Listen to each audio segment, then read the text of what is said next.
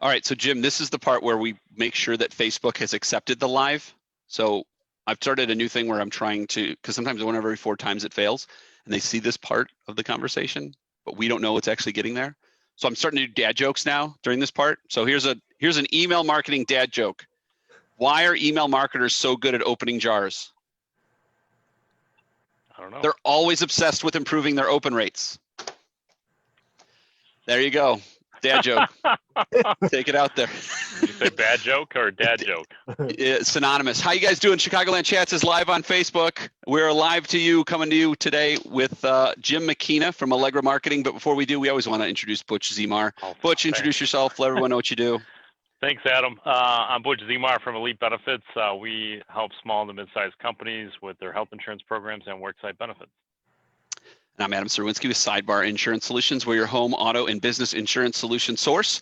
And today on Chicagoland Chats, we want to highlight and give you guys some information from a marketing expert in the area, Jim Makina, Allegra Marketing. Jim, why don't you take a moment and introduce yourself to everybody as well as and tell them a little bit about your business. Well, Adam, Butch, this is just a great opportunity. Thank you for the invitation. This is much more than I ever expected. Allegra Marketing. You've seen my jump shot, so you expect very little out of me. So yeah.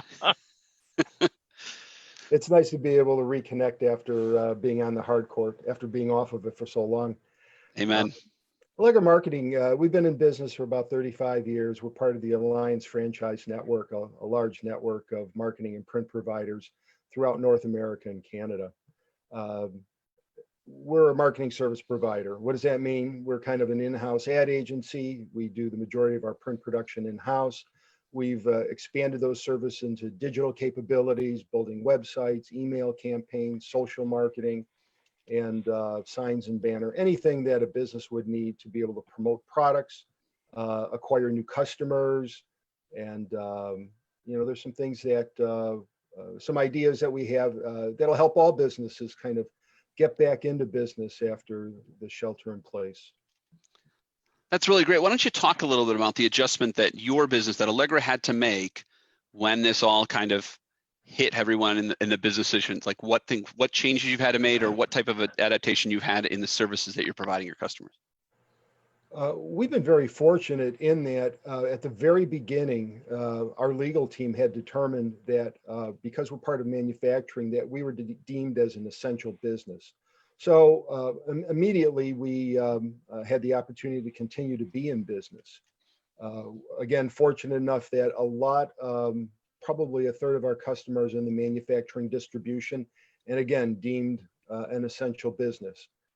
Another large portion, about 25% of our business, is in the trades. And again, as you know, those guys are going full steam ahead and probably even busier with everything going on in the marketplace right now. So again, we're fortunate. It hasn't really transcended, a lot of my colleagues in a little bit further south and on the East Coast. They're having some very difficult times, sales down 30, 50%. So their challenge has been able to get back on business. We have been making those critical forms, labels, products, and keeping our customers in front of their customers. So we continue to do that. And during this whole process, it's been beneficial for us being able to keep in business, and then also for our customers to be able to continue to move forward. That's quite a win to be able to maintain that level of customer satisfaction and customer support in these difficult times where a lot of businesses are really feeling the stress. What do you think was different about what are the things that you provide, do you think, that made you so essential to the businesses that you were working with who were having a tough time on the other side, but managed to find the budget to support, to use somebody like you? Well, I'm looking back at manufacturing that have critical forms and products to be able to complete a product for distribution. So again, we had to be able to create those and get those out to customers. In some other instances, people and customers in healthcare have experienced a boom in business, and they have been asking for products that we may or may not necessarily have been able to provide them in the past, but now with personal protection equipment, being able to provide masks and things of that sort for people.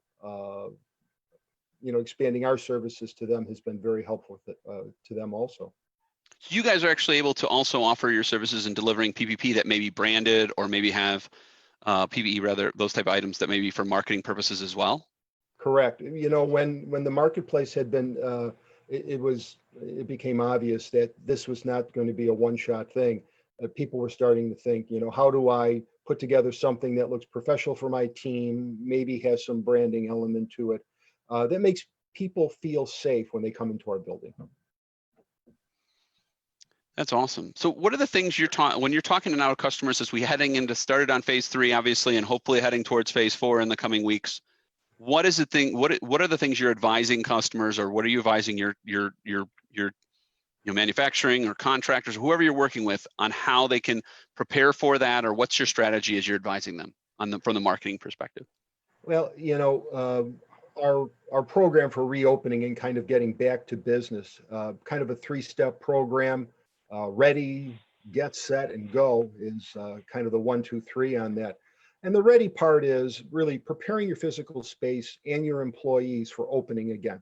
Take a look, and what is it that you're going to need to be able to open up a business. The get set part is getting ready for customers and visitors. We're a more of a B2B organization. We don't get a lot of people coming in our front door, but when we do, we need to be prepared for that. The bigger challenge is what do we do when we go out and visit customers, deliver product to customers, and so on. So, that is, part of what we're doing right now. And the go part is, okay, we're ready to open the doors for business. How do we notify those customers, that we're back in business again? That might sound like common sense. We're just going to put on, if you're my local cleaners, for example,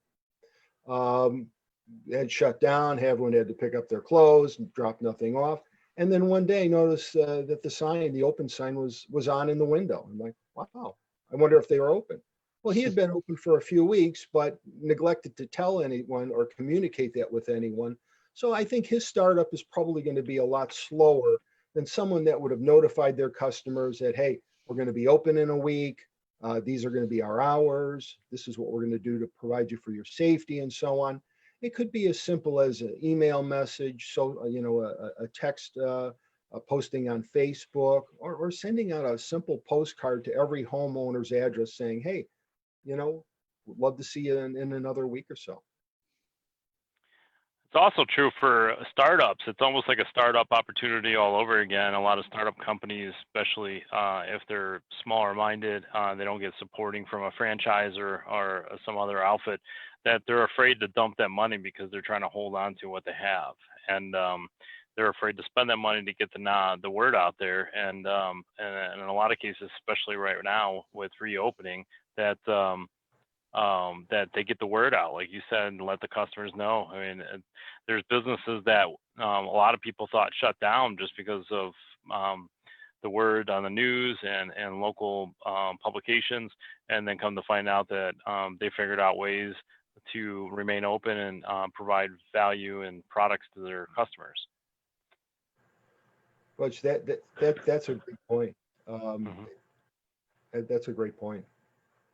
So let's run that. Obviously your company, obviously somebody may be watching this right now and thinking to themselves, gosh, I need to get up to speed on that. I need to deploy some strategy to allow customers to know, yes, we're opening on this date, and here's your expectations of our customers as they come in.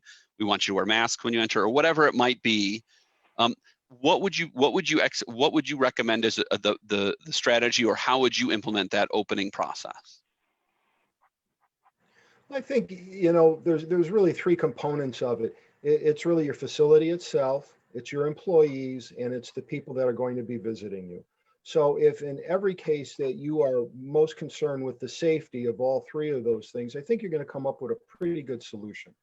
So if you have a more employees, or a larger facility, or more business to consumer, a lot of people coming in, then the plan gets probably in some cases could be a little overwhelming, but you need to address each one of those factors before you kind of get back into business, so you're not caught off guard. And in addition, the government has some mandates that you need to follow. and each state, local government might have variations on that. But you have to keep those in mind. So it's wearing the mask if you're indoors and you can't social distance, wiping down the high traffic areas, counters, door handles, and things of that sort. But again, all this is done to make people feel comfortable in re-engaging again. And same with the employees. How do behind the scenes? How do they interact with each other? If you're on an assembly line and people are shoulder to shoulder, you've got a challenge there. But if you're in a larger retail setting, let's say you've got 1,000 or 2,000 square foot retail store, you may have 2 or 3 people in there and maybe only 2 or 3 customers. So it might be a little bit easier than that. But the other part of it is the lunchroom and the washroom facilities and so on and so forth. Getting the proper signage in just to remind people of the safety that you're now proposing. One of the things I'd like your insight on is, that marketing tends to flow, right? There's big hits on email for a while, and then people start to get worn out on email, and then there's videos or even posts like these, and then there's also direct mail and print. And a lot of times now people are cooped up at home. Is print coming back? Like, what are your thoughts on the medium by which you're advising your customers to market in this kind of new world where everyone's kind of cooped up, or at least has been more restricted in where they're at? Well, we find that direct mail still has a tremendous response because it's one of the only vehicles that is guaranteed to get into the hands of the person that you're sending it to, especially in the home. Going through the mailbox is certainly the best way to being able to get your offer in front of them. So, and marketing to your customer list has the highest response rate out of anything. So, back to my guy, the cleaner, the clothes cleaner. If he would have just sent out a simple postcard, I'm getting back in business, and you know what? If you come in the next 10 days, we'll clean one of your shirts for free, or whatever offer there it is. He could have been on track and increasing his business certainly a lot sooner than that. But some people may miss that message. So being able to do that through email and Facebook, putting the same offer out there. People like to be touched different ways with different messages. And if they see the same message in 3 different vehicles, then they realize, oh, I've seen that before. And it reminds them, hey, you know what? I've got a whole laundry basket full of clothes that need to be cleaned. Yeah. And, that comes out of the closet and eventually they get to the cleaners. So we recommend being able to coordinate all those from print to email, being able to post it digitally and through social networks. And then we find that has a much higher response rate using all of those instead of just one exclusively. So Jim, not to beat a dead horse with COVID, I know some early on with some of the concerns about COVID, there were some people concerned about actually sending things on a direct mail basis. Is that still true? Is there anything that you heard from the direct mail campaigns that there is any problems with COVID and transfer? I think that's gone, but I know in the beginning they had talked about some business seizing some direct mail opportunities because of that. Well, I guess the last person to put that in your mailbox is your postal, your postal carrier. Mm-hmm. We have not heard anything. At one point, Amazon and some of the other delivery services had thought that there might be some issues with COVID staying on cardboard cartons. Well, that has gone, that thought has gone away. It's not valid. And we believe the same thing with the direct mail also. Got it. That's good news too. And so, and to Adam's point, are you seeing going forward as things start to open up? I know you said hit all medians so you can get in front of people, but is the strategy and the tactics behind the marketing going to change with COVID behind us as we move forward versus prior to COVID? I think like anything, we're seeing a lot of forced changes. People working in downtown high-rise buildings now working from home. Are they going to go back to those situations? Are companies going to reevaluate things saying, hey, you know what, we're doing pretty good and we've reduced our office space by a third. Let's keep it going. It's good for the business. It's good for efficiency. So I think right now people are really focused on their marketing, where before maybe they were too busy with their business. The economy was an all-time high. People are employed. Good things are happening. Do I really need to spend money on my marketing when I have enough business right now? Well, most people don't have enough business right now, and now that's on the forefront.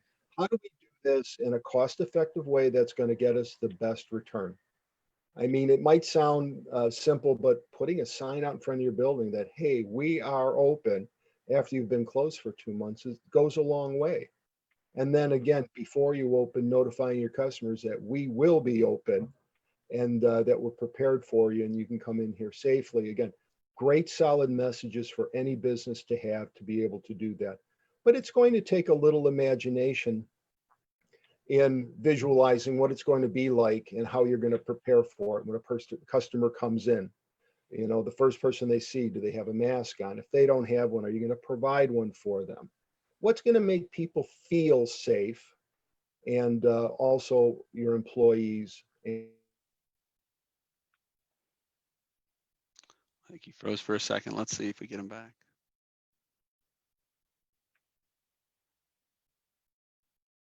Oh, he was delivering such great value. Come on, Jim. Let's go interwebs. It was so great they had to shut him down for a minute. I tell you, they wanted to get into him. I want to hear all about how Jim.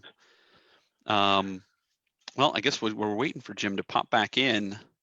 I could go with another digital dad joke. Sorry, Jim, you froze for a second there. You were just delivering such great content, and then I saw you. I was like, no. So let's take a reset though on that. So I mean, you were talking about all of those different factors, and I think it was such an important question that every business owner needs to ask right now: is what's that customer experience going to look like post-COVID? How are we going to adapt that interaction with our clients? And I think you're bringing up fantastic questions that I think all the business owners need to engage. One of the things I wanted to highlight for is from your perspective, though, as we highlight your business, you're providing a lot of value, is that do you guys coordinate those multi-vehicle responses? So are you able to do the direct mail for them along with the Facebook posts, along with the email blasts, so you can help them? Because obviously that the mechanics of that can somewhat seem burdensome to that, solo shop or the small businesses that are operating pretty thin right now. We've got a pretty elaborate checklist with this getting back into business after COVID program, based on different market segments. So for the manufacturing, we just have a great wealth of information on what questions you need to start looking at from facilities, from employees, from so on.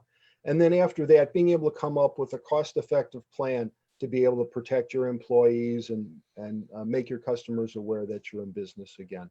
So in some instances, direct mail makes the most sense. In other cases, a simple email works out well. Some basic signage on, if you're going to segregate your parking lot from visitors to employees, if you want to restrict the entrances to employees and customers.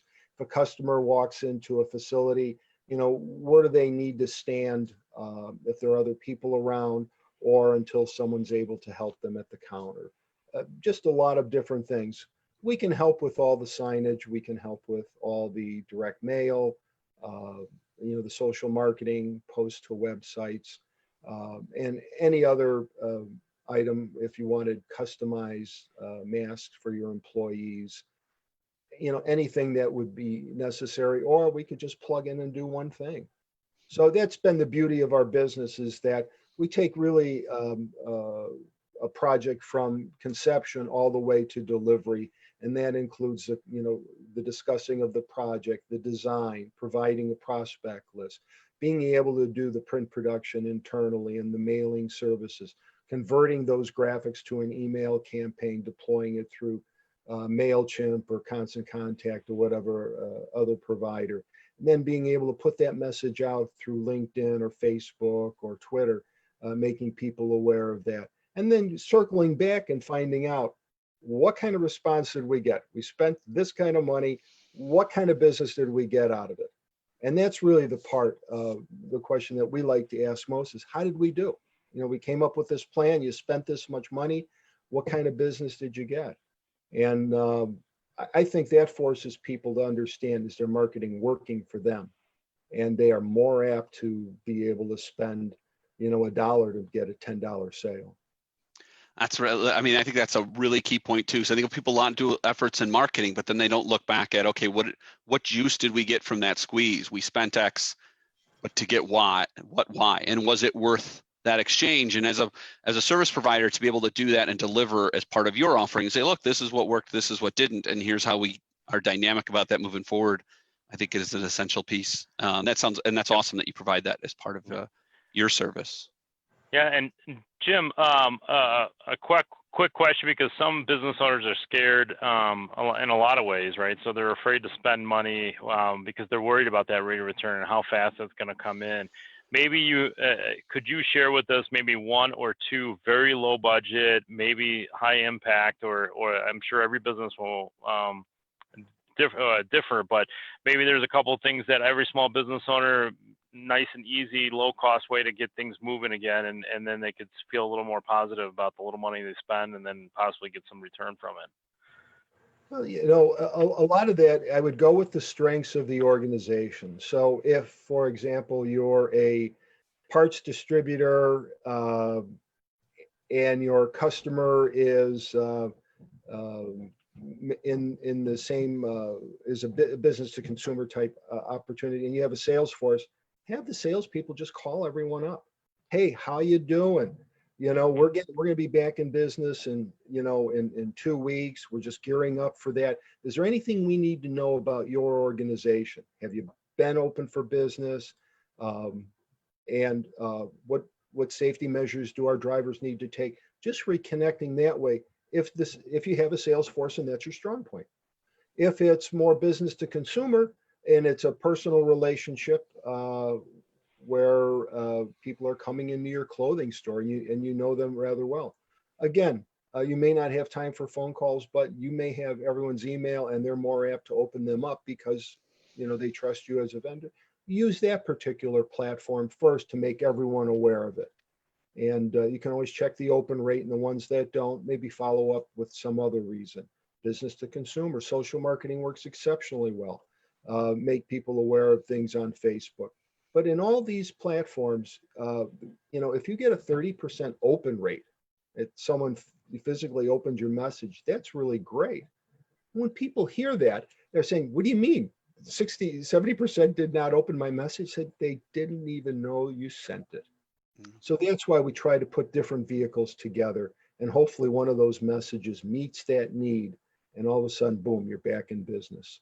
I mean, I think, at least for me, I've got to be doing this for at least another 5 or 10 years. That's just, kind of my financial plan here.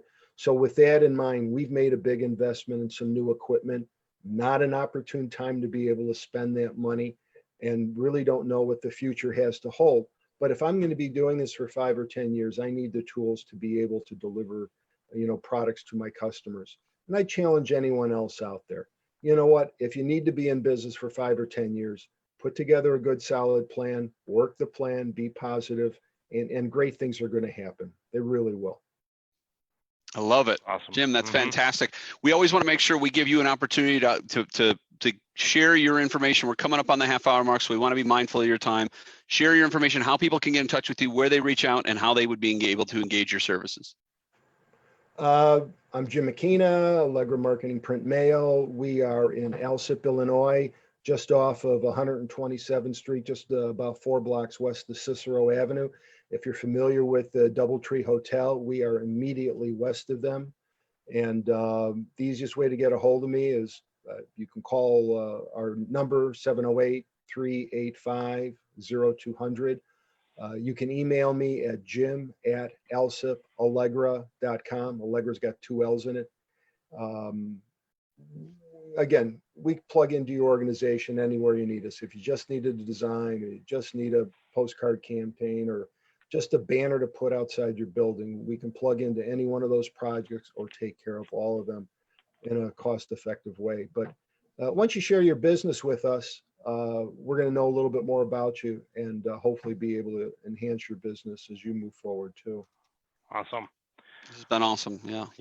Yeah. Thanks, Jim, and a quick shout out to the Oakland Chamber of connecting us, putting us on a chat today. Thanks, Adam, too, for your time putting this together. And so, Jim, you gave some great value. I appreciate all the things that you do in community involvement, because obviously you're involved in the community as well, and doing great things for these small businesses. Butch, Adam, thanks for the opportunity. This is well over the top from anything that I had expected. So thank you so We're much grateful for your time. for the invitation. Yeah, that's not awesome. a problem. Well, I look forward to hopefully someday getting back on the court with you, Jim. That was always a pleasure. And you stay safe, and everyone stay safe and healthy out there. Thanks again for joining Chicagoland Chats. We're back tomorrow at noon. We'll talk to everybody then. Thanks again, everyone. Thank you. Have a great day. Bye. Bye-bye.